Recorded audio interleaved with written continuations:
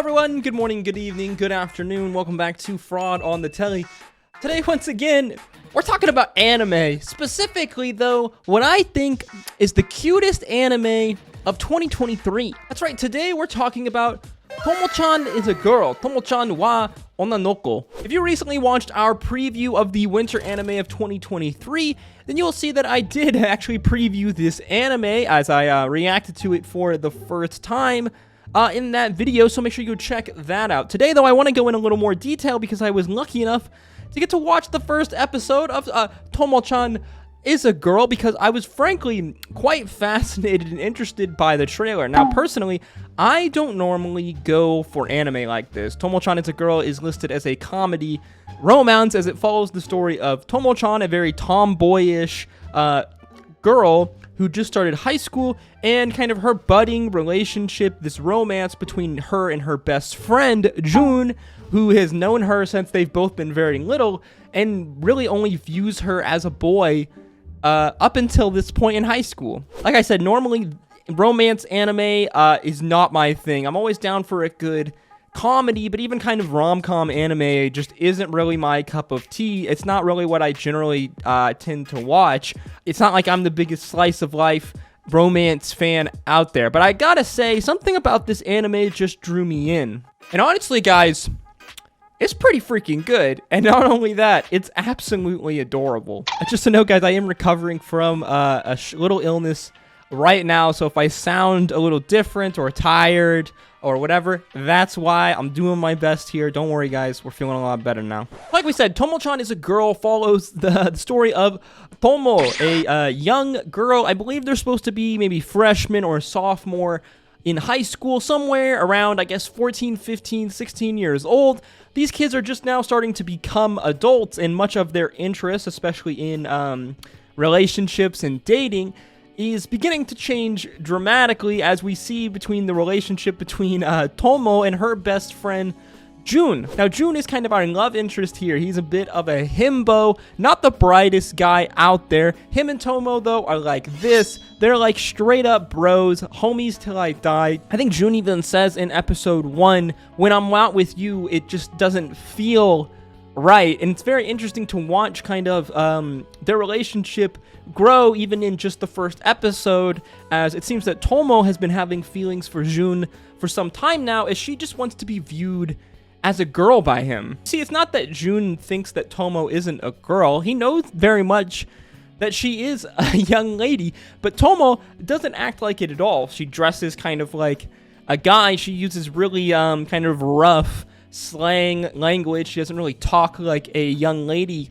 would. She also does karate out of her parents' dojo, to which her and Jun have been doing for a long ass time. And by the way, she's really freaking good. Throughout the first episode, we see her constantly kicking Jun's ass because Jun continues to interact with her as if she's just one of the boys, even smacking her on the butt for a little bit of encouragement, to which he receives a knuckle sandwich. You see, in episode 1, Jun finally comes to the realization that they're starting to become adults. It may be possible that while Tomo is his best friend, one day she might get a boyfriend, and all of her time is going to be taken up by that boyfriend, so she wouldn't have time to spend with Jun. They wouldn't have time to spend together. Jun is given this realization by our third kind of supporting main character, Misuzu, a young, strange girl who's kind of super deadpan. She's very much like, I don't know, she's kind of got that stereotype of like the dark, super cerebral anime girl who's kind of scary, as she's a bit of a plotter,